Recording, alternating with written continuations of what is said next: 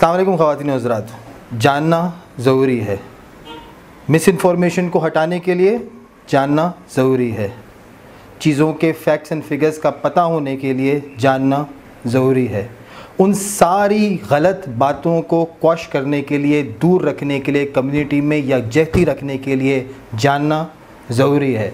बड़े मसले, बड़े मसाइल, उसने ये कहा, इसने ये कहा, आज हमने बुला लिया इन दो लोगों को, बात करेंगे, एक गपशप लगाएंगे। उन सारी बातों के ऊपर जो कही गई, उन सारी बातों के ऊपर जो नहीं कही गई, उन सारी बातों के ऊपर जो कहनी चाहिए थी और नहीं कहनी चाहिए थी। बहुत सारे सवालात उठे, बहुत सारे clips, video clips, audio clips, लेकिन आज हमारे साथ मौजूद हैं जनाब यावर कुमैली साहब और जनाब यावर फरिश्ता साहब। मैं आप दोनों से बात करूंगा, लेकिन एक बात बताता चलूं कि ये एक इंटरव्यू की तरह इंटरव्यू नहीं होगा, ये एक जनरल कॉन्वर्सेशन होगी। कुछ बातें आपको मुझसे सवाल से ना अग्री करें तो भी आप अपनी बात बता सकते हैं, और मैं समझें कि एक मेंबर जमात का नुमाइंदा आपसे बात कर रहा हूँ। मैं किसी पैनल में नहीं, हाँ हर किसी का ओपिनियन है, मैं हो सकता है आपको सपोर्ट करूँ, हो सकता है किसी और को, लेकिन मैं आपसे सवाल करूँगा एज ए मेंबर जमात। आप मुझे हर मेंबर जमात का जिस तरह हक है आंसर पता होने का, उस तरह आप मुझे अगर आंसर करें। यार भाई, हम स्टार्ट करेंगे सबसे पहले उस बात से कि जो मुझे बड़ी परेशान करती है कि हमारे स्टेक होल्डर्स हैं कौन, हम किसको जवाब दें हैं, किस प्रोसेस में चलते हैं, किसके अंडर में होते हैं, कौन लोग इन्वॉल्व होते हैं, चीज़ें चलती किस तरह हैं। आप मुझे ज़रा सा बताइए कि ये स्टेक होल्डर्स का एक वर्ड जो है ये बड़ा चलता है और ये बड़ा नॉर्मल है। आप मुझे ज़रा बताइए उसमें आपकी क्या डिटेल बताएँ। सबसे पहले तो Kumail, thank you very much, आपने ये मौका फराहम किया जिसमें हम एक इनफॉर्मल चैट कर सकें और कुछ हकाइक को ज़रूर डिस्कस कर सकें। जैसे आपने बहुत अच्छा टाइटल दिया है, जानना ज़रूरी है, और वाकई ये जानना ज़रूरी तमाम कम्युनिटी मेंबर्स को ज़रूरी है, क्योंकि बात हमेशा इमोशंस पे नहीं होती, कभी भी बात होती है फैक्ट्स पे। क्योंकि जो जर्नी होती है वो हमेशा इसमें ट्रबलसम भी आते हैं, अच्छी ब्राइटर साइड भी होती है, इसकी ऐसी साइड होती है जहाँ स्टकअप भी हो जाता है।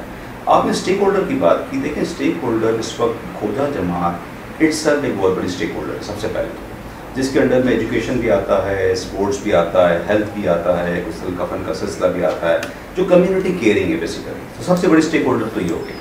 अब उसमें कम्युनिटी के लोग जो है वो इलेक्ट करते हैं, प्रोसेस हमारा डेमोक्रेटिक, उसमें इलेक्ट करके लोग मैनेजिंग कमेटी लाते हैं, ठीक है, मतलब वो इलेक्शन करके वो ऑफिस बियरर्स और मैनेजिंग कमेटी लाते हैं, और जिसमें पूरी कौम स्टेक होल्डर हो गई। इसका मतलब तो पूरी कौम जब स्टेक होल्डर हो गई तो 2000, अब मैं आप हॉस्पिटल की अगर मैं बात करता हूँ फॉर एग्जाम्पल स्टेक होल्डर के हवाले से, तो 2006 या 7 के अंदर जब हॉस्पिटल स्टार्ट हुआ, और माशाल्लाह आज हम 15 साल कंप्लीट कर चुके हैं अल्हम्दुलिल्लाह। इससे पहले 15 साल से पहले खोजा जमात की तारीख के 100 साल में कभी भी जमात ने कभी हॉस्पिटल हेल्थ केयर कोई और जमात है यार भाई, सॉरी आपको कट कर रहा हूँ, कोई और जमात है पूरे पाकिस्तान में कि जो डायरेक्टली किसी हॉस्पिटल को रन करती हो? पूरी दुनिया में जो खोजा जमात वर्ल्ड फेडरेशन कहते हैं, जिसके अंडर में सारी कंट्रीज़ की जमात आती है खोजा कम्युनिटी की, तो एज़ पर माई नॉलेज दुनिया में सिर्फ कराची की वाहिद जमात है जो एक हॉस्पिटल को रन करती है प्रॉपर सेटअप के साथ। मतलब हम सीखते सीखते सिखा भी रहे हैं और एक एग्जांपल भी बन रहे हैं कि किस तरह सिचुएशन को और एक्सपीरियंसेस को आगे बढ़ाना भी है और लेके चलना भी है। बिल्कुल ऐसा ही है इसमें, क्योंकि बहुत सारे, क्योंकि इसकी जो आप देखें हिस्ट्री, तो मैं भी इंशाल्लाह इस पर भी बात करूँगा। तो ये एक ऐसा इदारा है जहाँ सेहत लोगों को दी भी जा रही है, और कम्युनिटी ने इस ह्यूमैनिटी के ऊपर हम बात करते हैं। जब सेहत की बात करते हैं तो ह्यूमैनिटी की बात करते हैं। हम ये तफर्रुक नहीं कर सकते कि आप कम्युनिटी और उस पर ह्यूमैनिटी करें। हम ये देखते हैं कि जो भी बीमार आता है यहाँ पर वो शिफा लेके जाएगा इंशाल्लाह। और देखिए जिस नाम से मंसूब है उस नाम का अपनी एक फजीलत है, उसी के लोग ये काम कर रहे हैं। तो मैं जहाँ तक समझता हूँ कि अगर आप 2006 से हिस्ट्री देखें तो इस वक्त तक तकरीबन 7 हेल्थ बोर्ड बन चुके हैं। हेल्थ बोर्ड पे यावर भाई हम ज़रा बात में आते हैं, मैं ज़रा डिटेल में आपसे उस बारे में बात करना चाहूँगा। जहाँ हॉस्पिटल में नर्स होती हैं वहीं डॉक्टर होते हैं जी। वहीं जो है वो जनरल स्टाफ भी है, क्लीनिंग स्टाफ भी है, ड्राइवर्स भी हैं, गार्ड्स भी हैं, बड़े सिस्टम्स हैं। और एक ये बड़ी एक इंडस्ट्री होती है, एक पूरा सिस्टम होता है कि जिसको चलाना होता है, क्योंकि हर पेशेंट जो है वो आपके लिए एक बहुत इम्पोर्टेंट जो है वो एक अहमियत रखता है। ये चीज़ मुझे लेके आती है कि कौन ऐसी एक पोस्ट है या कौन सा ऐसा एक जो है वो डेजिग्नेशन है कि जो इस सारे सिस्टम को, जो इस पूरे शो को चलाता है। मैं जो समझ पा रहा हूँ कि ये जो बार बार ये डीएमएस की जो बात हो रही है, क्या ये पोस्ट डीएमएस की होती है या ये एमएस की होती है? ज़रा सा मुझे एक्सप्लेन करें कि डीएमएस की पोस्ट होती क्या है, उसका काम क्या है और उसकी क्वालिफ़िकेशन, ज़रूरी चीज़ क्या है कि उसकी क्वालिफ़िकेशन कितनी इंपॉर्टेंट है और क्या क्वालिफ़िकेशंस होनी चाहिए, क्या एक्सपीरियंस होना चाहिए कि बंदा जो है वो डीएमएस या एक जो है डीएमएस की पोस्ट पे आ सके। जी थैंक यू कुमार। ये भी सवाल ऐसा है जिसको जानना ज़रूरी है। मैं थोड़ा सा ब्रीफ कर दूं कि जब हम डीएमएस कहते हैं हम लोगों के लिए अंडरस्टैंडिंग के लिए, तो वो होता है deputy medical superintendent. Deputy medical superintendent, उसके ऊपर एक पोजीशन होती है मेडिकल सुपरिटेंडेंट। ठीक है। Medical superintendent is like CEO of the organisation. Okay, ठीक है, जैसे हम कॉर्पोरेट वर्ल्ड में सीईओ कहते हैं। ठीक है। तो वो बंदा जो होता है मेडिकल सुपरिटेंडेंट, वो मेडिकल डॉक्टर होता है, बिकॉज हेल्थ केयर सिस्टम चला रहा है। ठीक है। ठीक है। इसके साथ अगर एडिशनल इसकी कोई क्वालिफिकेशन होती है, डिप्लोमा इन हेल्थ हो गया या एमबीए इन हेल्थ साइंसेस हो गया, आजकल बहुत सारे इदारे करवा रहे हैं, बहुत सारे इदारों ने शुरू किया है, बहुत सारे लोग करवा रहे हैं। लेकिन देखिए जो डिप्टी मेडिकल सुपरिटेंडेंट है, उसके पास खाली ये नहीं क्लिनिकल साइड नहीं होती उसकी, वो मेडिकल डॉक्टर तो होता है, लेकिन उसके साथ इंपॉर्टेंट है कि इसका बिजनेस एक्यूमेन होना चाहिए, उसकी मैनेजमेंट बहुत अच्छी होनी चाहिए, इसका इंटरपर्सनल स्किल्स बहुत अच्छा होना चाहिए, उसके पास विजनरी बंदा हो कि आगे लेके कैसे चलना है, उसको मार्केटिंग का पता हो कि कौन सा डिपार्टमेंट ऐसा है जो उस वक्त फाइनेंशियल हेल्थ पे कंट्रीब्यूट नहीं कर। एक सवाल मेरा इसमें आपसे आता है, सक्सेसफुल डॉक्टर्स एंड सर्जन्स में से कोई भी क्या ये चाहेगा कि मैं डीएमएस बनूं? देखिए आप पूछ के देख लीजिए, जो हमारे पास से पहले लोग गए हैं, आज मैं उन्हीं से सवाल करता हूँ दोबारा, तो यहाँ काम करके गए हैं और जब यहाँ थे तो एमबीबीएस थे और यहीं रह के एफसीपीएस किया है और यहीं से रह के दूसरा हॉस्पिटल में आप गए हैं और माशाल्लाह बड़े अच्छे इदारे में काम कर रहे हैं। उनसे अगर आज मैं सवाल करूँ कि यार आपको एमएस के लिए आप आ जाइए, उनके पास तो टाइम ही नहीं है, वो तो कह रहे मेरा तो गवर्नमेंट जॉब है, मैं तो गवर्नमेंट को सर्व करना चाहता हूँ। अब वो अपने किसी रिश्तेदार को या अपने किसी फैमिली मेम्बर के लिए बात कर रहे हैं तो एक अलग चीज़ है, उसकी फिर कॉम्पिटेंसी उसके हिसाब से इवैल्यूएट होगी। मेरा सवाल आपसे मैं फिर करूंगा, डीएमएस अब जो मैं समझ पाया हूं, अब मैं उसी में से आपसे एक सवाल करूंगा, जो मैं समझ पाया हूं कि एक एमएस जो होता है हॉस्पिटल का, वो एक पूरे इदारे को देख रहा होता है जिसमें उसका मेन किरदार डॉक्टर साइड होती है। डीएमएस अगेन पूरे इदारे के ऑपरेशनल फंक्शन को देख रहा होता है, लेकिन उसका जो है मेन फोकस जो है वो towards management of the entire functions, operations, budgets, finance, ये सारी चीज़ें होता है। इसका मतलब ये हुआ कि एक बहुत इम्पॉर्टेंट पार्ट डीएमएस का जो है वो ये नहीं है कि वो बहुत बड़ा डॉक्टर है, बल्कि ये होना चाहिए कि वो एक बड़ा प्रोसेस मैनेजमेंट है को कर सकता हो।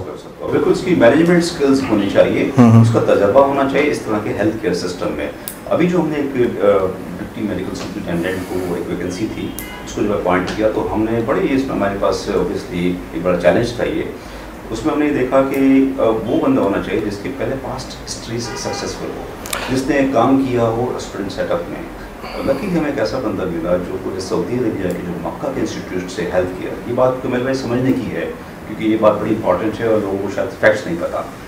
वो वहाँ पर उसने 5 उससे जितने साल भी वहाँ सर्व किए, वो वहाँ का बेस्ट मेडिकल डायरेक्टर रहा है, उसे पूरा सिस्टम पेपरलेस पे लेकर आ गया, उसने वो मेडिकल सिस्टम्स को चैलेंज किया वहाँ के और नया इवॉल्व किया। तो क्या हम ये कह सकते हैं कि मिडिल ईस्ट का स्टार डीएमएस इस वक्त पाकिस्तान में फातिमी हॉस्पिटल का डीएमएस है? यस, ये luckily we have got this. इसके अलावा लेकिन यावर भाई, मैं आपसे अब और सवाल करूंगा और हमारी डिस्कशन चलती रहेगी। आपको कोई सवाल, कोई चीज़ मैं भूल जाऊं या कोई ऐसी चीज़ हो कि जो आप बाद में ऐड करना चाहते हैं तो वो आप कर सकते हैं।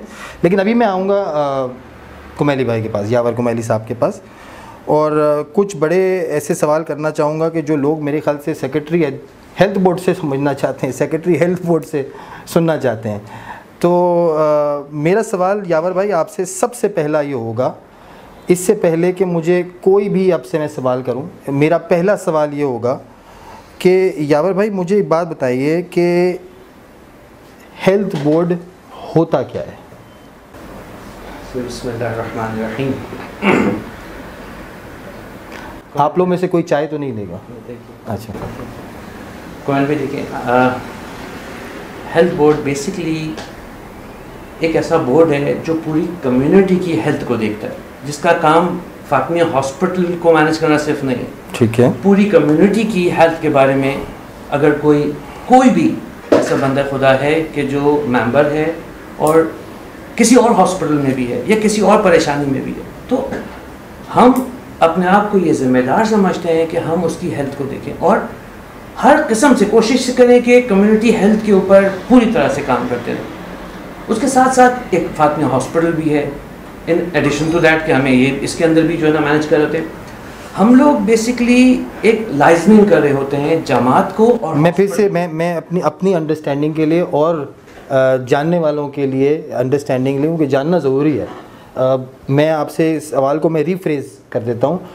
हेल्थ बोर्ड होता क्या है, उसका मकसद क्या है, और फिर हम उससे एक आगे चलेंगे कि उसके पार्टिसिपेंट्स क्या हैं और सारी चीज़ें। मुझे बताइए कि हेल्थ बोर्ड फातिमिया एजुकेशन के एक फातिमिया हॉस्पिटल के एक हवाले से हेल्थ बोर्ड करता क्या है, हेल्थ बोर्ड का मकसद क्या है, और फिर मैं आपसे एक अगला सवाल पूछूंगा। देखिए, यही मैंने बताया कि हेल्थ बोर्ड बेसिकली पॉलिसीज़ बना रहा होगा। ठीक है, पॉलिसीज़ बनाएगा, डायरेक्शन देगा कि ये करें ये करें ये करें। जैसे अभी कोविड का मसला आया, इसको मैनेज करना, इस तरह से अगर कोई और खुदा न खास्ता कोई प्रॉब्लम आती है तो उसको मैनेज करना, और फिर साथ साथ हॉस्पिटल की चीज़ों को देखना, ये बेसिकली हेल्थ बोर्ड का मकसद। अच्छा, हेल्थ बोर्ड में यावर भाई ये जानना ज़रूरी है कि हेल्थ बोर्ड के मेंबरान कितने होते हैं? देखिए कमाल, इसका सिंपल ये है कि हेल्थ बोर्ड एक ऐसा फ्रेमवर्क है कम्युनिटी का, जो कम्युनिटी, क्योंकि कम्युनिटी में आप देखिए प्रिवेंटिव स्ट्रेटजी होती है हमेशा, बचाव की जगह, जैसे कहते हैं prevention is better than cure. तो अगर प्रिवेंशन कम्युनिटी हेल्दी है तो कम से कम बीमार होंगे वो। तो उसके लिए ऑब्वियसली एक मेडिकल टीम होती है, गुलदस्ता होता है, जैसे बताया होगा मैंने, उसको कलेक्ट करेंगे। हमारा ये होता है कि जो कुछ हॉस्पिटल के इन्वायरमेंट को जानते हैं और कुछ और हॉस्पिटल के इन्वायरमेंट में और हमारे पास पहले सर्व कर चुके हैं, जिसमें अगर सीधा नाम लिखें तो बहुत बड़ा नाम हमारी कम्युनिटी का डॉक्टर इनायत थावर और डॉक्टर नजमा थावर। वो ये दोनों जो है माशाल्लाह बहुत ही हाईली क्वालिफाइड है और बहुत बड़े बड़े इंटरनेशनल प्रोजेक्ट्स किए हैं WHO के, उसके। वी आर लकी कि we have got and they are from our community, Khoja community से है दोनों। इन दोनों हजरात के बड़े विजन हैं और बड़ा हुआ है। फिर इसके बाद आप आगे जाएँ तो इसके बाद जो है अगर आप नीचे आप आते हैं तो हमारे पास डॉक्टर शबीर हुसैन है। अब शबीर हुसैन जो है वो पीडियाट्रिक सर्जन है and is FRCS, Liaquat national, लागा खान, बहुत सारी जगहों के ऊपर वो सर्व करते हैं। डॉक्टर फरानास लीडिंग गायनेकोलॉजिस्ट हैं, ये MRCOG भी है, FRCOG भी है, OMI में भी आती है और फातिमिया में भी माशाल्लाह सर्व कर रही हैं। इनका बड़ा गायनी के हवाले से इसको जो क्रॉस फंक्शन लेते हैं कि इसमें पीड्स को भी रिप्रेजेंट करे, इसमें गायनी को भी रिप्रेजेंट करे, मेडिसिन को भी करे, ताकि हम किसी डिजीज़ को डिस्कस करें तो पर्सपेक्टिव हमें सब्जेक्ट स्पेशलिस्ट हो हमारे पास। डॉक्टर अंजुम फजल वेल नोन सर्जन है और माशाल्लाह बहुत क्वालिफाइड सर्जन है और बहुत अरसे से फातिमा के साथ मंसलिक है। Doctor Ali Abbas, we are lucky के हमारे पास ये डॉक्टर अली अब्बास का इंशाल्लाह आप हमारे जो डिफरेंट प्रोजेक्ट्स थे उसके हवाले से भी इंशाल्लाह ज़रूर मुझसे बात करेंगे। अली अब्बास ये है इंग्लैंड से UK क्वालिफाइड है, MRCP है और इस वक्त ज़ियाउद्दीन हॉस्पिटल का जो ER है, इमरजेंसी है, उसको पूरे वो हेड करता है। OMI की पूरी इमरजेंसी को, ICU को हेड करता है। डॉक्टर शबीर हुसैन का नाम मैंने होता है। डॉक्टर प्यार अली फाजल अगेन खोजा कम्युनिटी से है, ये मेडिसिन को लीड करते हैं, FCPS है। Doctor Ali Asghar again gem of a person हमारी कम्युनिटी से है, एंडोक्राइनोलॉजिस्ट हैं, UK से क्वालिफाइड है, MRCP और अमेरिकन एंडोक्राइन सोसाइटी के फेलोशिप है मेरे पास, ऑनरी फेलोशिप है। इसके अलावा डॉक्टर नाज़िर हसन प्रोफेसर है, ये गायनी की, ये हमारी कम्युनिटी से नहीं है बट बहुत वेल नोन प्रोजेक्ट्स किए हैं इसने WHO के। अब ये सारे जो बड़े नाम है ये नेचुरली हमारे लिए गाइड करते हैं हमको। आपने सवाल किया हेल्थ बोर्ड का, तो हेल्थ बोर्ड का मैंने आपको बताया कि हेल्थ बोर्ड एक्चुअली एक ब्रिजिंग बॉडी होती है जो कि बहुत इंपॉर्टेंट रोल प्ले करती है। आज से नहीं है, 2006 जब से बना तो उस वक्त से हेल्थ बोर्ड, ये कोई 7वां हेल्थ बोर्ड है ये। और हेल्थ बोर्ड में हमेशा एक मिक्स होता है, उसमें कुछ डॉक्टर्स भी होते हैं, मेडिकल हेल्थ से ज़्यादातर मेजॉरिटी डॉक्टर्स होते हैं। और हेल्थ बोर्ड के अंदर आप एक मिक्स जब लेते हैं तो उसमें आई ऑब्जेक्टिव यही होता है ताकि वो प्लानिंग एंड विजन का हिस्सा रहे। और इम्पॉर्टेंट बात यह है कि ये प्रिवेंटिव साइड पे ज़्यादा काम करता है। हेल्थ बोर्ड कभी भी फातिमिया हॉस्पिटल का नहीं होता, हेल्थ बोर्ड हमेशा कम्युनिटी का होता है। एट लार्ज देखते हैं कि हमारे यहाँ आगे क्या क्या प्रॉब्लम्स आ सकते हैं और क्या क्या प्रॉब्लम्स को पहले से हम उसको एड्रेस कर सकें। तो इसको जो करंट हेल्थ बोर्ड है उसको माशाल्लाह उसमें 16 लोग मौजूद हैं और 16 लोगों में आपको हेल्प होगी कि उसमें एक्स ऑफिशियल मेंबर्स भी होते हैं, प्रेसिडेंट, वाइस प्रेसिडेंट। उसके अलावा फिर वहाँ पर एक फाइनेंस से भी रिलेटेड होते हैं ताकि वो भी कोई अगर जाहिर है देना चाहे। जी जी जी। बहुत सारे प्रोजेक्ट्स रन करते हैं तो फाइनेंस की जरूरत पड़ती है। इसके अलावा जो है वहाँ से मैनेजिंग कमेटी से सिलेक्ट किया जाता है हेल्थ बोर्ड का चेयरमैन एंड सेक्रेटरी। ओके, ताकि वो ब्रिज कर सकें। ये इंटरेस्टिंग बात है क्योंकि बड़े जो है ना सवालात मसले मसाइल इस चीज़ के ऊपर है कि हेल्थ बोर्ड का जो सेक्रेटरी है या उसका चेयरमैन है उसकी क्वालिफ़िकेशन क्या होनी चाहिए, वो हेल्थ बोर्ड कैसे चला सकता है। हेल्थ बोर्ड जो फुल ऑफ डॉक्टर्स है उसका हेड जो है, क्योंकि मेरा ख्याल है कि हेल्थ बोर्ड, इससे पहले कि हम जाएं कि वो हेल्थ बोर्ड का चेयरमैन या सेक्रेटरी कौन रहा कौन रहे और होता, हेल्थ बोर्ड के सेक्रेटरी का काम क्या होता है? देखिए, हेल्थ बोर्ड का जो सेक्रेटरी है वो एक्चुअली कंडक्ट कर रहा होता है चीज़ों को एग्जीक्यूशन में हेल्प करवा रहा होता है। मिनट्स ऑफ द मीटिंग हो गया, जो एक्शंस एग्री होते हैं, एजेंडा आइटम्स होता है, एक प्लेटफॉर्म पे लेकर आना होता है। इसके बाद जो चीज़ एक्शंस एग्री होते हैं फॉर द लॉन्ग टर्म, वो लोगों को एक सॉर्ट ऑफ जगाते रहना, फॉलो अप करना, और वो क्योंकि बिल्कुल फ्रंट ऑपरेशनल साइड पे भी हेल्प कर रहा होता है। मैं एक ज़रा कन्फ्यूजन को भी दूर करना चाहता हूँ। देखिए, हॉस्पिटल जो है ना एक इदारा है बहुत बड़ा, एक जैसे एक ऑर्गेनाइजेशन होती है ना उस तरह, उसका जो लीड पर्सन होगा ना वो हमेशा मेडिकल डॉक्टर और टेक्नोक्रेट होगा। ठीक है, हमेशा बिल्कुल। उसकी जो लोगों की हायरिंग है क्लिनिकल साइड के ऊपर, लोगों के बहुत सारे डिसीजंस हैं, इक्विपमेंट्स कौन से लाने हैं, कौन सी स्पेशलिटी कंडक्ट करना है, कौन से प्रोसेसेस कंडक्ट करना है, क्लिनिकल गवर्नेंस है, ये सारी चीज़ें वहाँ से एमएस मेडिकल सुपरिटेंडेंट वो अपने हिसाब से अपने बोर्ड बनाता है। ठीक है।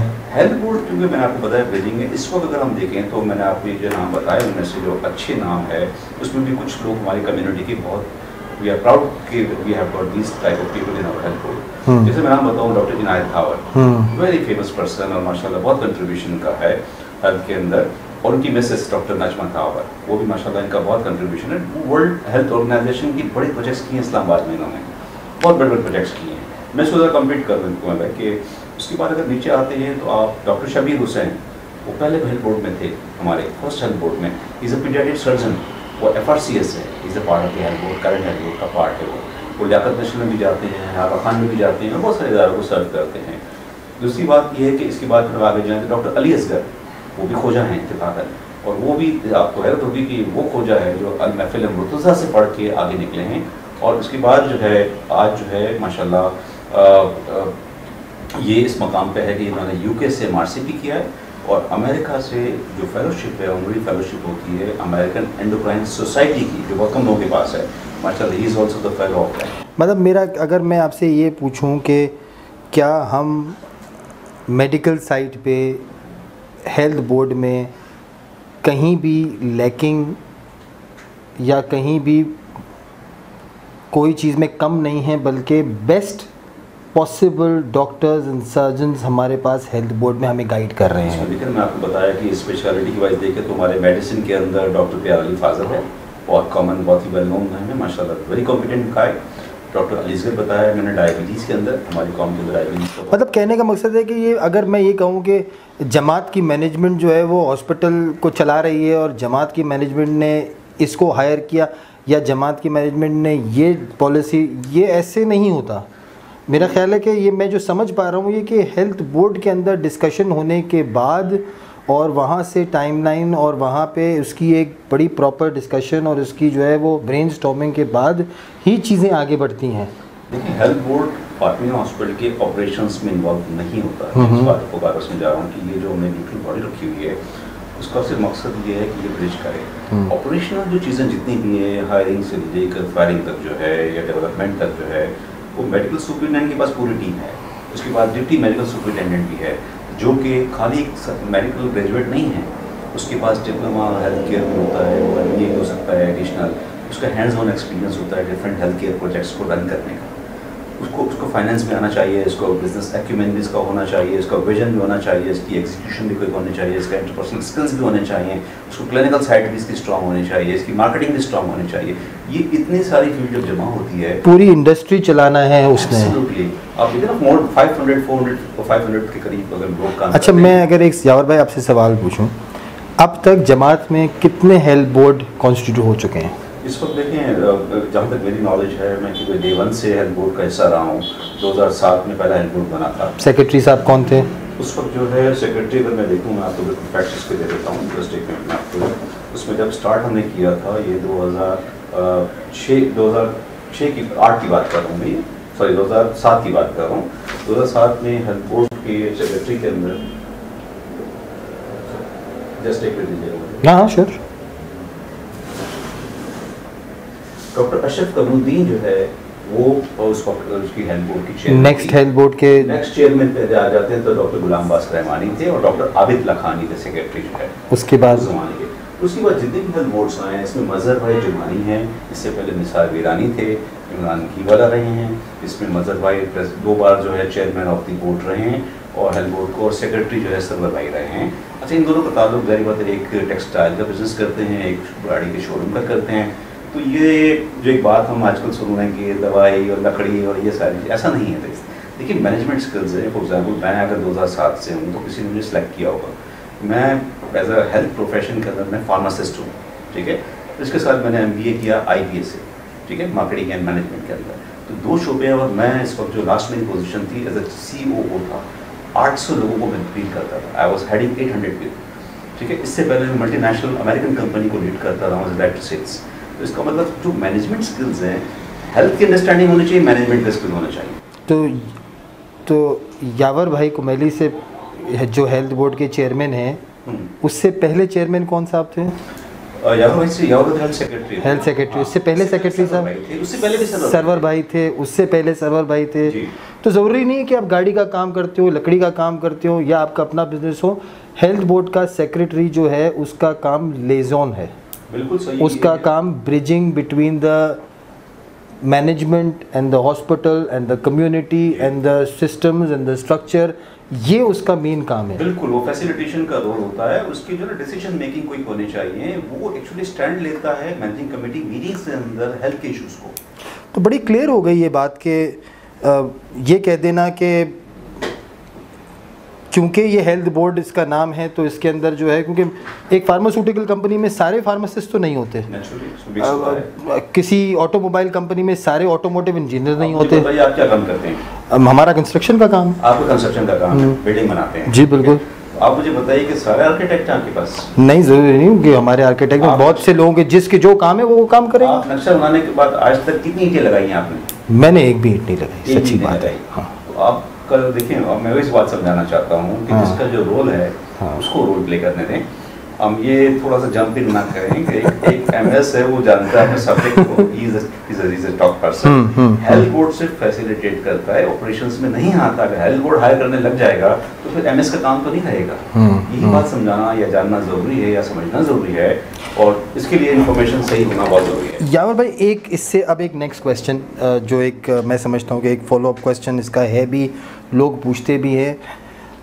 हेल्थ बोर्ड की बात हो गई, हॉस्पिटल के MS की बात हो गई, DMS की बात हो गई। हॉस्पिटल में कहा जाता है कि लोगों के पास जो है वो, ये हमारे पास जो है ना, वो उस तरह के लोग ही नहीं हैं, उस तरह का फोटे ही नहीं है लोगों के पास कि वो ये काम कर सकें, ये सर्जरी कर सकें, ये डिपार्टमेंट्स चला सकें, इन डिपार्टमेंट्स को ऐड कर चुके हैं। मुझे एक बात बताइए, हमारे पास उस हॉस्पिटल में आज कितने कंसल्टेंट्स हैं? देखिए, आपको हैरत होगी, अगेन आपके जानना जरूरी है, बार-बार सॉरी मुझे याद आ रहा है और वाकई बड़ा अच्छा कैप्शन है कि इस वक्त 87 कंसल्टेंट्स जो है तकरीबन 25 से 27 सेगमेंट्स को, स्पेशलिटी को कवर कर रहे हैं। अच्छा, मैं आपसे कहूँ कि 25 डिपार्टमेंट का नाम ले सकें तो आप ले सकेंगे ना? अच्छा, 25 हैं डिपार्टमेंट्स ऐसे? अच्छा, ओके, ठीक है। इसमें आपके पीडियाट्रिक सर्जरी भी है, पीडियाट्रिक न्यूरोलॉजी भी है भाई। वो मुझे नहीं समझ में आएगी, लेकिन 25 डिपार्टमेंट है और नाम लिए जा सकते हैं। ऐसा तो नहीं है कि मैं कह दूं कि 25 डिपार्टमेंट कैसे हो सकते हैं। अच्छा, जरूरी है कि फैक्ट्स का जानना, और मैं इस बात की यकीन करता हूँ कि तनकीद बराए तामीर अगर है तो मुस्बत है। बिल्कुल, ठीक है, हम तनकीद के बिल्कुल ओपन है, लेकिन अगर तनकीद से रिश्ते है कि इमोशनली करना है, और इमोशनली अगर कोई चीज़ करने जा रहे हैं तो मिस इन्फॉर्मेशन ना देगा, मतलब हकीकत जरूर है। ठीक, आज अगर मैं आपसे कहूँ कि मैं थोड़ी सी फैक्ट जरूर बताना चाहूँगा इस प्रोग्राम के तवसत से, कि ये बात लोगों को जानना जरूरी है, क्योंकि लोग जो अवॉइड करते हैं कि पता नहीं फातिमा में फैसिलिटी है कि नहीं। मैं आज बताता हूँ आपको, और फैक्ट्स के साथ, जो जिसको कोई भी कंफर्म कर सकता है। और एवरी मंथ ये रोस्टर जाता है तमाम कमेटी मेंबर्स के पास। अच्छा, हमारे पास इस वक्त जो है 87 माशाल्लाह कंसल्टेंट्स हैं। इन कंसल्टेंट में से बहुत सारे ऐसे लोग हैं जो लियाकत नेशनल में भी जाते हैं, आगा खान में भी जाते हैं, साउथ सिटी में भी जाते हैं, OMI में भी जाते हैं, जियाउद्दीन में भी जाते हैं। अच्छा, ऐसा नहीं खाली हमारे पास। ठीक है, उसमें से और ये बात जरूरी है मेरे ख्याल से। जी आपको हैरत होगी, अगेन मैं कि इसमें से 10 ऐसे कंसल्टेंट्स हैं जो अमेरिकन बोर्ड है या UK क्वालिफाइड हैं। ठीक है, MRCP या FRCP वगैरह जो है, ठीक है, और FRCOG वगैरह 45 ऐसे हैं 45। अब हम कह रहे थे ना, बात आपने कहा था हमारे पास कितने कंसल्टेंट, 45 ऐसे लोग हैं। तो मैं 45 लोग बड़े वसूख के साथ कह रहा हूँ जिन्होंने फेलोशिप की है मेडिसिन के अंदर, जो यहाँ टॉप मोस्ट डिग्री है पाकिस्तान की college of physician and surgeons की। ये बात मैं बड़े वसूख से कह रहा हूँ आपको। इसके अलावा क्या आप ये बात कह रहे हैं? एक मिनट दीजिए, अभी कंप्लीट नहीं की मैंने बात अपनी, ठीक है। मैंने आपसे कहा 18 MCPS हैं 45 FCPS के बाद। उसके बाद 14 ऐसे लोग हैं जो डिप्लोमा किया और MS किया हुआ है। इसके अलावा एक बात मैं आपको और बताऊं कि हमारे जो फैमिली फिजिशियंस GPs हैं खुले बाजार के अंदर या कहीं पे भी, वो सिर्फ MBBS होते हैं। हमारा जो फैमिली फिजिशियन है वो भी MCPS है। अच्छा। उसने आगा खान में काम किया और उसने बाहर कंट्रीज में काम किया, वो आज सर्व कर रहा है। आप मुझे बताइए यार कि जान ले लेंगे कि आप हमारी ये मुझे बताइए। अब लोग जानते नहीं है कि हम 15 साल का इस सफर। देखिए आपने काम, आप सिंसियरिटी से काम करें तो जान तो ले लेंगे। बिल्कुल लेकिन हमारी जान हमारे बारे में जो कुछ करना है करें, हम इसी के लिए हाजिर हैं। हमें पता है यहाँ अप्रिसिएशन बेशक ना मिले हमें, हाँ। लेकिन जिस नाम से मंसूर हॉस्पिटल है, आज इस पे बिलीव करें, ट्रस्ट करें खुदा के लिए। अपनी कम्युनिटी का हॉस्पिटल है, उसको इस तरह को ना करें कि ये कुछ भी नहीं है। आज मैं आपको थोड़ा सा एक फैक्ट और बताऊं, मुझे प्लीज बियर कीजिएगा 5 मिनट। हाँ। मैं चाहूँगा आप 6 मिनट ले लें। हाँ 6 मिनट दे दीजिए, ताकि मैं अपने एक सही चीज़ जो आपने मुझे इनवाइट किया है, हाँ। तो मैं अपनी बात को पहुंचा सकूं। देखिए हमारे यहाँ 2020 आप एग्री करेंगे कि 2020 सबसे डिफिकल्ट साल था कोविड की वजह से। दुनिया भर के बिजनेस सफ़र किए हैं, हॉस्पिटल सब कुछ सफ़र किया है। मैं 2020 का स्टैटिस्टिक देता हूँ और ये कोई भी बंदा ओपन बुक के जाकर चेक कर सकता है। 2020 के अंदर हमने पूरे साल में 2000 डिलीवरीज की हैं। 2000 बच्चे पैदा हुए हैं माशाल्लाह। 2000 बच्चे पैदा हुए हैं, उसमें 1000 बच्चे हैं वो जो नॉर्मल डिलीवरी पे हुए हैं, और तकरीबन 900 समथिंग 1000 के करीब जो है वो C सेक्शन से हुए हैं, ठीक है, जो प्रोसीजर के थ्रू होते हैं। इसके बाद जो है नंबर 2 पे आप देखें तो फैमिली फिजिशियंस का भी हमारे पास है, और कम्युनिटी के लिए खास तौर पे 300 रुपए की फी के साथ है, बाकी 500 रुपए देते हैं। उसके साथ हम देखें तो 2800 पेशेंट्स डील हुए हैं पूरे साल के अंदर, इतनी कॉन्स्टेंट्स के बाद भी। हम ER देख लें, इमरजेंसी, आप कहते हैं ना ER में लोग मुश्किल में आते हैं, परेशानी में आते हैं। आज बलोची कौम, आज और कौम आके अपने यहाँ तारीफें करके जाती है हमारे हॉस्पिटल की। आज हम पता नहीं क्यों अपने लोगों को अप्रिशिएट नहीं करते। मैं सल्यूट करता हूँ जब कोई चीज़ मिल जाती है ना यार भाई, उसकी इतनी अहमियत नहीं होती। देखिए गोविंद भाई, मैं इस वक्त सल्यूट करता हूँ तमाम मेडिकल डॉक्टर्स जो फातिमा हॉस्पिटल के इस प्लेटफॉर्म से मैं सल्यूट करता हूँ कि उन्होंने कोविड के दिनों में भी आके डिलीवरीज भी की है, सर्जरी भी की है, पेशेंट्स भी देखे हैं। यकीन करें बहुत बड़ी बात है, वरना लोग घर जाके बैठ गए थे दर्द के मारे।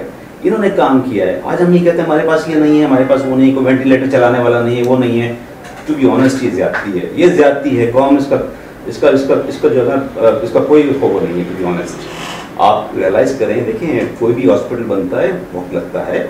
हमारा मैंने आपको बताया 15 साल से पहले कोई तजर्बा नहीं था। आज हम सीख भी रहे हैं लेकिन सिखा भी रहे हैं साथ साथ। मैंने आपको बताया ER में 46,000 एडल्ट्स और पीडियाट्रिक बच्चे जिनकी हम बात कर रहे थे कि ज़ाया हो रहे हैं, ये हो रहा है, NICU सब जाके 21,000 बच्चे। हमारे पास एक FCPS है, नियोनेटोलॉजिस्ट है डॉक्टर हनीफ, ठीक है, वो कोई छोटा पीडियाट्रिशियन नहीं है, वो नियोनेटोलॉजी को जानता है। इसके अलावा हमारे पास जो है बहुत सारे और पीडियाट्रिशियंस हैं जिन्होंने ट्रेन पीडियाट्रिशियंस हैं। एक पीडियाट्रिशियन तो वो है जो मौसूफ जो यहाँ से बाद में होली फैमिली गए थे, उनका लाया हुआ लाबराई, उन्होंने कहा था कि मैं छुट्टियों पे जा रहा हूँ फेलोशिप करने, तो ये बहुत जिम्मेदार आदमी है, वो बंदा वहाँ हमारे पास पीडियाट्रिशियन मौजूद है। इसके बाद देखें तो हम कंसल्टेशन जो आती है, मैंने आपको बताया कि ऑलमोस्ट हमारे पास 87 के करीब कंसल्टेंट्स हैं। 85,000 पेशेंट्स हाल में देखें, 85,000 इसमें डायबिटीज़ भी है, जिसमें हड्डियों से रिलेटेड मसले भी हैं, साइकेट्री भी है, गायनी भी है, पीड्स भी है, डर्मेटोलॉजी भी है, इसमें नियोनेटोलॉजी भी है, इसमें न्यूरोलॉजी भी है, ये सारी चीज़ें इसके लिए है। इसके बाद फिर हमने डायलिसिस, अब देखें ना डायलिसिस में भी हमारा फातिमा डायलिसिस सेंटर जो है तकरीबन 2000 डायलिसिस किए पूरे साल के अंदर, कोविड के अंदर, ठीक है। तो आज हमें यार तो उम्मीद होना चाहिए कि वो मार्केट की जो प्राइस से बहुत कम प्राइस के ऊपर हम कर रहे हैं हमारे साथ। तो मैं आपको यकीन करें, एक मैं बहुत लाइटर नोट पे कह रहा हूँ आपके इस प्रोग्राम के तवज्जुह से, एक पेशेंट की तो एक्सपेक्टेशन थी कि इसकी बेगम और इसका बेटा और इसकी बहू दोनों जॉब करती है। हाँ। उसकी एक्सपेक्टेशन ये है कि मैं गेट के ऊपर आके अपने फादर इन लॉ को छोड़ूं या फादर को छोड़ूं। हाँ। और हमारे जो स्टाफ आके उसको लेके लिफ्ट में चढ़ाएं। हाँ। और मैं जब अपने काम से फारिग हूं तो 3 घंटे बाद दे दूं। हाँ। जैसे बेबी किंडरगार्टन में होता है या बेबी केयर सेंटर में होता है, और वो आके गेट पे वापस देते मेरे फादर को, और वहाँ से पूरा डायलिसिस करा के देते। अब मुझे बताइए कौन सा हॉस्पिटल पाकिस्तान के अंदर, आगा खान आप जाते रहे हैं, आप कौन से हॉस्पिटल में ज़्यादा गए हैं? लियाकत नेशनल गए हैं? मैं आगा खान में बहुत, आप मुझे बताइए, मैं सिचुएशन आपको बता रहा हूँ, कहीं करके दिखा दें। फातिमिया भी गया हूँ, आगा खान भी गया हूँ, हमने यहाँ तक भी कर दिया दोस्त। 5 मिनट आपको दे दिए। अब मैं आपसे एक बात करूँ, आपने कहा हम जो है वो 500 रुपये की फ़ीस 300 रुपये में करते हैं, आपने कहा हम लो फीस में करते हैं, बड़े डिस्काउंट्स दिए आपने। यार इलेक्शन जीतने के लिए डिस्काउंट जैसी हरकत अच्छी बात तो नहीं है। कहा जा रहा है कि आप इलेक्शन जीतने के लिए डिस्काउंट देते हैं, ये किधर का जो है वो मुनासिब बात। डिस्काउंट कब से, कितने, क्यों, और इलेक्शन से इनका क्या ताल्लुक है, ज़रा ये बता दीजिए। नहीं, इनका इलेक्शन से कोई भी ताल्लुक नहीं है। आपने सवाल पूछा है, ये एज यावर कुमैली साहब बात कर रहे हैं या सेक्रेटरी हेल्थ बोर्ड बात कर रहे हैं, या आप कैसे बात करेंगे? आपका बड़ा ज़रूरी, लोग चाहते हैं सेक्रेटरी हेल्थ बोर्ड कहे, ये कहे, आप बता दें। एक मेंबर के PICJ की हैसियत से अच्छा, जो मुझे इल्म है, कुछ वो चीज़ें हैं कि जो मेरी मौजूदगी में हुई हैं, तो वो मैं तो चीज़ें बिल्कुल वसूख से कह सकता हूँ, और कुछ चीज़ें ऐसी हैं कि जो मैंने डॉक्यूमेंट से, पिछले डाटा से निकाला तो मुझे पता चला। इस वक्त 2021 में हमने कोई सिस्टम में चेंज नहीं किया, कोई डिस्काउंट ऑफर नहीं किया जो 2021 का हो। होता क्या है, डिस्काउंट पॉलिसीज, जो पहली डिस्काउंट पॉलिसी बनी वो 2013 में बनी, फिर इसको मजीद रिवाइज किया गया 2015 में, और 2015 के बाद 2020 में मजीद रिवाइज किया। यहाँ आपको खुशी होगी ये बात सुन के कि 2013 में हमारी OPD थी, OPD की कीमत थी 500 रुपए, और हम 100 रुपए अपने मेंबर को डिस्काउंट देते थे 2015 में, 2013 में, यानी 400 रुपए वो पे करता था। ठीक है, 2013 में जो 400 रुपए की OPD हमारा मेंबर दे रहा था, आज 2021 में वो 500 रुपए पे कर रहा है, यानी कि 100 रुपए बढ़े। आम लोग आज 700 रुपए ले रहे हैं और हमारा मेंबर 500 रुपए दे रहा है, यानी OPD आप ये देखिए 2013 400 रुपए थी, हमें ये कहा जा रहा है कि हमने हॉस्पिटल महंगा कर दिया। आज आप अगर मैं ये कहूँ कि जो फैसिलिटी फातिमा हॉस्पिटल दे रहा है अपने जनरल वार्ड में, शायद अगर कोई एक चारपाई भी लेने जाए ना तो उस रेटों में ना मिले, जिसके अंदर हम मील भी दे रहे हैं। सिर्फ मील नहीं, सुबह का नाश्ता, दोपहर का खाना, शाम की चाय और रात का खाना भी उसमें इंक्लूडेड है। 2000 रुपये में आप AC पूरा आपका जो है ना जनरल वार्ड आप देख लें कि जनरल वार्ड आप किस स्टैंडर्ड का है, फिर डॉक्टर्स और फिर ये सारी चीज़ें। यानी कि अगर आपको कंपेयर करना है तो आप पीछे से भी कंपेयर करके देखेंगे तो आपको अंदाज़ा होगा। और ये आज के ना क्या आज आप क्यों बता रहे हो, देखिए ये हमने आज तक, ये मैंने पिछले कई मीटिंगों में भी ये बात की कि हमने कभी भी नहीं बताया था ये चीज़ें। हमने इतने काम किए और शायद आज भी इतने भी नहीं बता रहे। लोग इतने काम करके इतना बता रहे होते हैं, बता रहे हैं, हमारी वो आदत नहीं है। आज भी जब हम पे ये सवालात आए कि आप क्या कर रहे हो, लोग इतना करने के बावजूद भी ये पूछते हैं आपने किया क्या है, तो उनको बताने के लिए कि ये जो आप 500 रुपये की जगह 300 दे रहे हो, तो 40% जो डिस्काउंट है वो आज से नहीं है, वो पहले से है। कम से कम भी मैंने कहा ना 2020 में आपने डिस्काउंट पॉलिसी कही है, और इसी तरह मेडिसिन के ऊपर या इसी तरह से बाकी चीज़ों के ऊपर जो डिस्काउंट्स हैं वो अभी के कुछ भी नहीं है। ये कोई कतन ये ना समझे कि हमने खुदा ना खास्ता कोई अपनी जीत के लिए, देखिए जीत कौन सदा रहा है, आज हमें कल नहीं होंगे, कल ये लोग आएंगे काम करेंगे। हमें बस वो काम करके जाना है कि ये इंस्टीट्यूशन अपने पैरों पे खड़ा रहे। हम ये ना करें कि हम किसी को खुश करने के लिए इदारे को स्टेक के ऊपर लगा दें, ये कहीं से भी पॉलिसी से नहीं। हमारे आपस में कितनी डिस्कशंस होती हैं, एक एक चीज़ के ऊपर हम देखते हैं कि इसका इम्पैक्ट क्या आएगा, और उस इम्पैक्ट को देखने के बाद फिर हमने चीज़ों को पूरा करे होते हैं। हमने बैक एंड के ऊपर, मैं अपने जाने का भी मकसद में एक मकसद ये था कि 2016 में मुझे खुद मजहर भाई ने और सरवर भाई ने यहाँ भेजा as a secretary health board. और मकसद क्या था, मैं कुमैल बताता चलो मकसद क्या था। सिस्टम्स नहीं थे, सिस्टम्स को स्ट्रॉन्ग करने के लिए मैं गया। पहले क्या कुछ नहीं हो सकता था सिस्टम में, लेकिन आज अल्हम्दुलिल्लाह अल्हम्दुलिल्लाह अल्हम्दुलिल्लाह कोई सिस्टम से मजाक नहीं कर सकता। कोई चीज़ एक्सेल का कोई नामो निशान। यावर भाई, इसका मतलब ये हुआ कि आपने जो है वो पर्ची सिस्टम और चौधरी सिस्टम तो ख़त्म ही कर दिया। मैं चाहूँ मेरा जानने वाला है उसको पर्ची मैंने लिख के दे दी, तो अब हम कह सकते हैं कि अब ये हमारा सिस्टम जो है अब वो पीपल सेंट्रिक से हट के अब ये प्रोसेस सेंट्रिक पे आ गया है, सिस्टम्स बन चुके हैं? बिल्कुल, मैं कहूँगा 100% ऐसा ही है। पहले ये चीज़ें जिसकी जो मर्जी है वो इतना कम कर दो, इतना बढ़ा दो, ये हो सकता था। आज आपका सिस्टम इतना स्ट्रॉन्ग है कि कोई 1 रुपए को भी ऊपर नीचे नहीं कर सकता, 1 रुपए को भी। यानी कि अब तो इल्ला ये कि मैं यहाँ तक करूँ कि जितने पैनल्स भी हैं ना, उन पैनल्स को उसी वक्त अगर कोई उसके ऊपर 1 रुपए की भी ट्रांजैक्शन करता है तो उसके ऊपर SMS उनको चला जाता है। यानी कि कोई उसमें अगर कोई पेशेंट को ऐड करेगा तो भी मैसेज जाएगा, और अगर किसी की पेमेंट आएगी या पेमेंट जाएगा तो मैसेज भी आएगा। यानी कि अब किसी को कॉल करने की भी ज़रूरत नहीं है, सारी चीज़ें अल्हम्दुलिल्लाह ऑटोमेटिक हो रही हैं। कोई ऐसे केसेस होते हैं कि जो वेलफेयर के, जिसके अंदर कोई बड़ी मिसाल के तौर पर बिल्कुल ज़ीरो पे कोई एडमिट है और बहुत ही ज़्यादा अफोर्डिंग केस है, तो फिर वो वेलफेयर डिपार्टमेंट को रेफर होता है, और उसके अंदर भी क्या किया जाता है, डिस्काउंट नहीं होगा। डिस्काउंट सिर्फ और सिर्फ मेंबर को 10% है, उसके अलावा कोई 11% भी डिस्काउंट नहीं कर सकता। कोई भी सिस्टम को कोई भी नहीं चढ़ सकता। हाँ, 50,000 का बिल बना, वो 2,000 रुपये दे सकता है, तो अब 48,000 रुपये आपको अपने वेलफेयर से हॉस्पिटल को पे करना है, जो भी सिस्टम खड़ा रहे। लेकिन खड़ा रहे, कोई क्लिक करे तो आपको पता चल जाता है, कोई सिस्टम खोले तो आपको पता चल जाता है। स्कूलें तोड़ देते हैं आप, वो पता नहीं चलता है। ये स्कूलें कौन सी तोड़ रहे हैं आजकल आप? स्कूलों में आपने क्या तोड़ फोड़ की है? बहुत ज़्यादा टूट फूट हो गई है। हाँ, हमने AC के खड्डे कर दिए हैं। अच्छा, AC के सुराख अभी भी हैं, और इंशाल्लाह जब इसको बंद करेंगे तो वो सुराख भी इंशाल्लाह बंद हो जाएंगे। यहाँ तक तो तोड़ फोड़ की है, आप जाके देखें। मैं बात कर रहा हूँ यावर भाई, फातिमिया शॉर्ट स्टे ऑक्सीजन यूनिट। जी बिल्कुल। ज़रा मुझे इसके बारे में बताइए कि इसका आइडिया क्या था, यहाँ पे आपने कितने पेशेंट्स को सर्व किया, और जहाँ पे एक नॉर्मल हॉस्पिटल 1 लाख से 1.25 लाख रुपए पर डे चार्ज कर रहा था, आप कितना चार्ज कर रहे थे? ये बहुत आसान है कि किसी की भी मेहनत को आप तस्वीर का एक रुख दिखाओ और उसकी पूरी मेहनत के ऊपर पानी फेर दो। हकीकत इसके बिल्कुल बरक्स है कि जो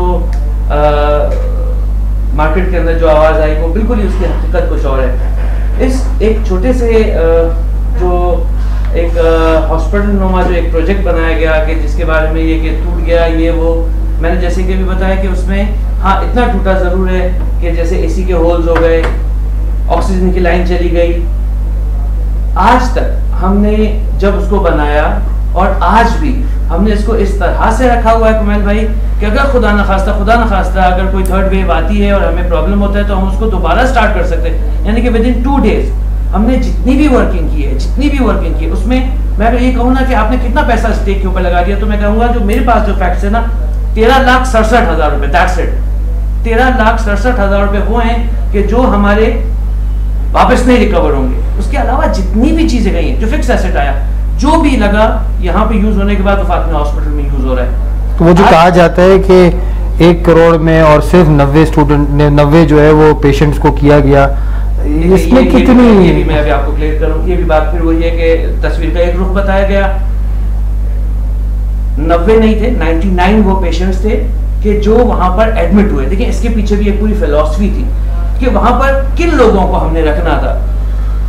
अगर आप उस परसेप्शन को सोचो कि जब ये काम शुरू हुआ तो वो वक्त है कि जब लोग ऑक्सीजन ना होने की वजह से एम्बुलेंसेज में मर रहे थे। बिल्कुल, हम एक नया हॉस्पिटल शुरू नहीं कर सकते थे, और कोई ये कहे कि आप फातिमा में क्यों नहीं कर सकते, आज भी Fatima hospital Covid positive patients नहीं ले रहा है। जो कह रहा है बिल्कुल गलत बयानी है। हमने जो 4th फ्लोर के ऊपर जो अपना एक सस्पेक्टेड कोरोना वार्ड बनाया वो सिर्फ 1 दिन के लिए है, जो कि सस्पेक्टेड वार्ड है कि जिसमें जब भी कोई पेशेंट आता है तो उसका कोरोना का टेस्ट किया जाता है, और खुदा न खास्ता अगर वो पॉजिटिव आए तो उसको रेफर कर देते हैं। हम कोरोना को वहां पर भी मैनेज नहीं कर रहे हैं। और ये सोचना, ये वही वाली बात है ना कि एक आदमी अगर कॉस्ट बेनिफिट रेशियो से ये देखेगा कि इंसान की कीमत क्या है, तो वहां पर ही सिर्फ 99 पेशेंट्स तो वो थे कि इसके अंदर कौन लोग थे, इसके अंदर वो लोग थे जिसने हमने जो कमरों में रखा उसके अंदर हमने आइसोलेशन वार्ड बनाया, यानी मेल आइसोलेशन वार्ड अलग, फीमेल आइसोलेशन वार्ड अलग।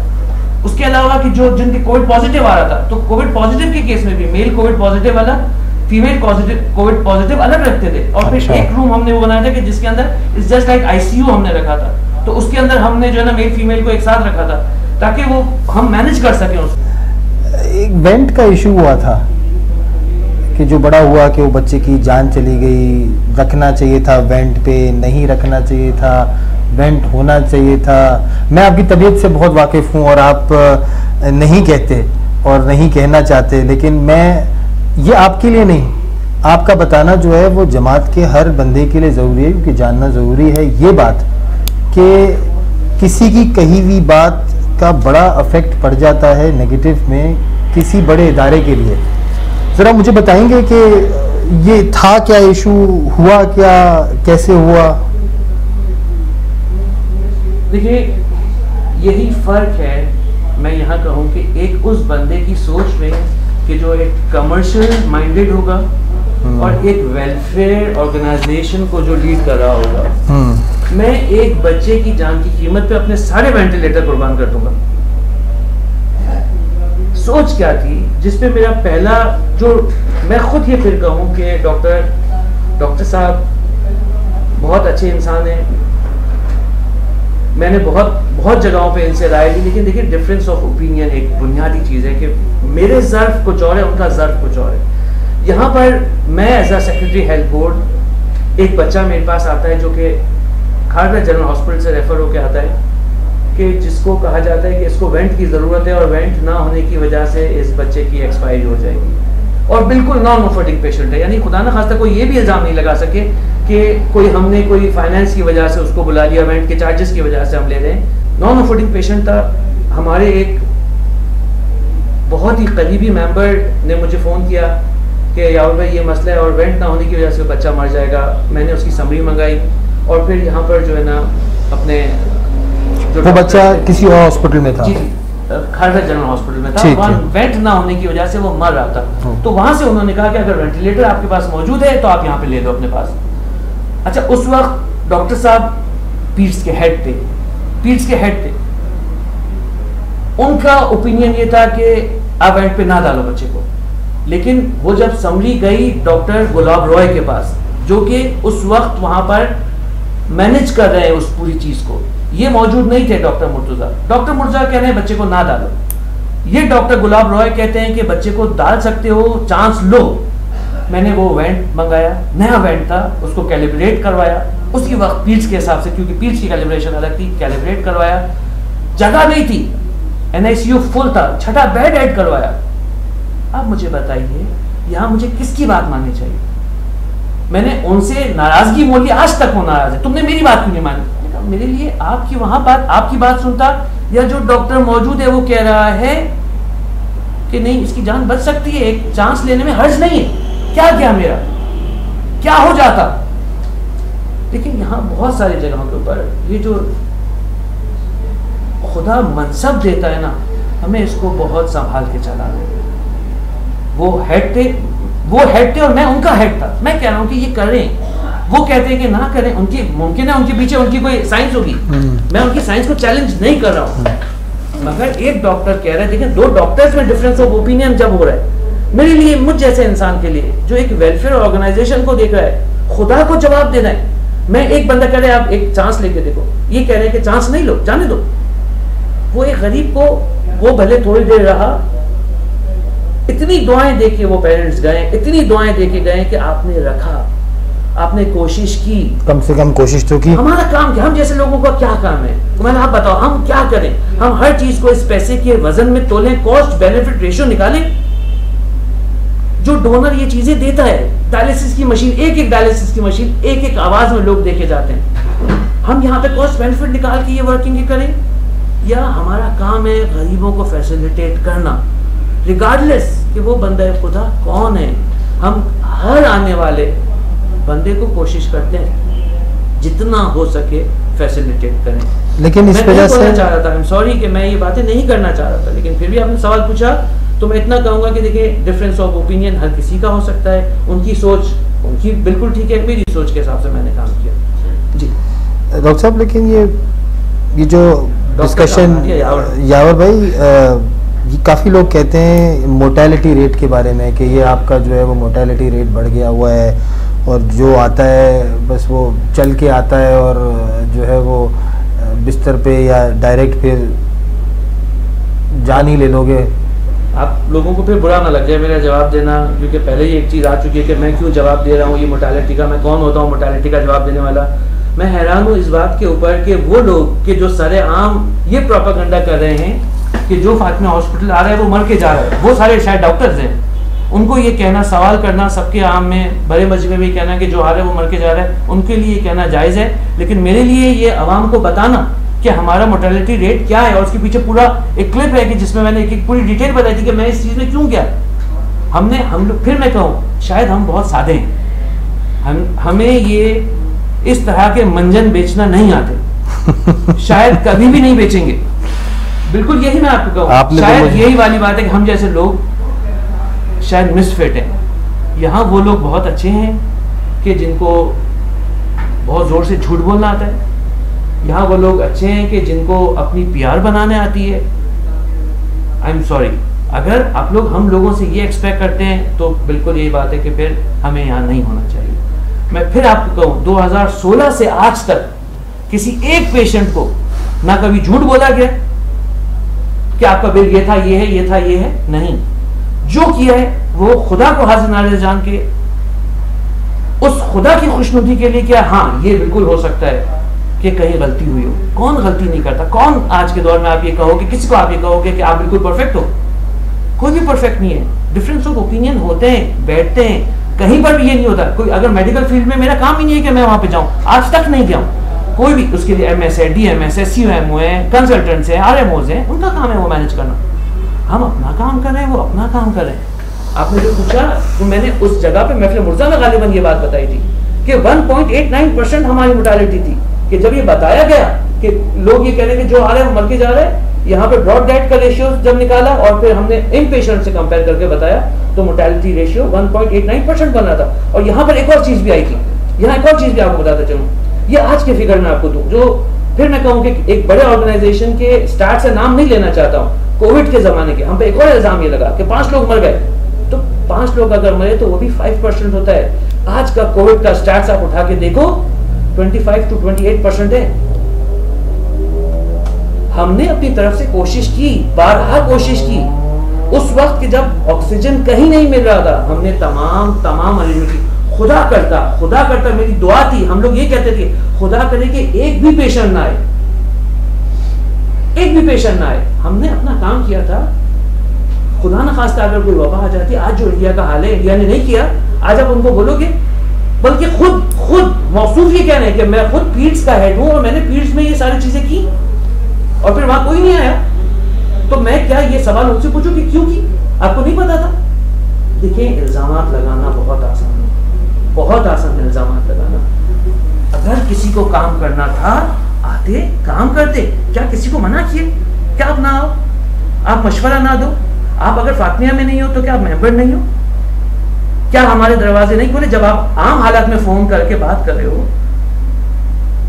देखिए, डिस्कशंस होती हैं, हमेशा तनकीद पर है तामीर होना। देखिए, मैं जिंदगी में एक ही फार्मूले पे चला हूं, आप मुझे जितना बुरा बोलना है बोलो, मुझे अगर आपसे रिवॉर्ड लेना है ना, मैं आपकी खुशामद करूंगा। मेरा रिवॉर्ड मेरा खुदा दे रहा है, हर मिनट पे दे रहा है, देगा नहीं, दे रहा है।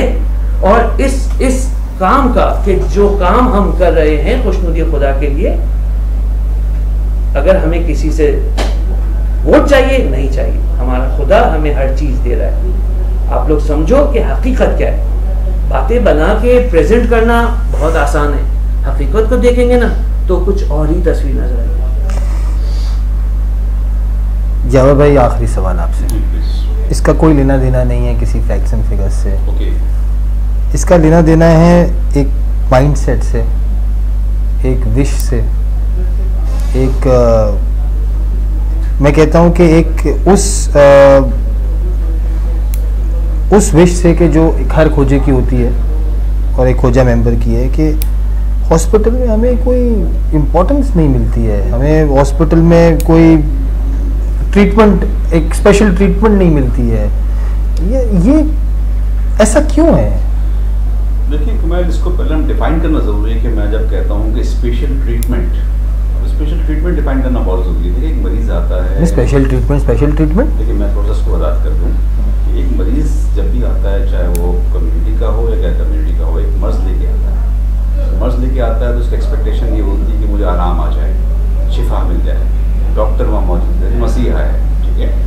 तो सूरत हाल होती है तो क्या आप ये समझते हो कि मैं ट्रीटमेंट, स्पेशल ट्रीटमेंट का मतलब ये है कि एक डॉक्टर के पास 20 मरीज हैं और जिन्होंने लाइन पे बैठे हुए हैं, ठीक है, पहले आ चुके हैं, उनका नंबर लग चुका है और मैं 18वें नंबर पे आगे कहूँ मुझे दूसरे नंबर पे डॉक्टर देखने से मैं कम्युनिटी का हूँ, तो ये मेरे ख्याल से आप खुद समझ सकते हैं कि ये नाइंसाफ़ी होगी उन लोगों के साथ, एथिक्स के खिलाफ है।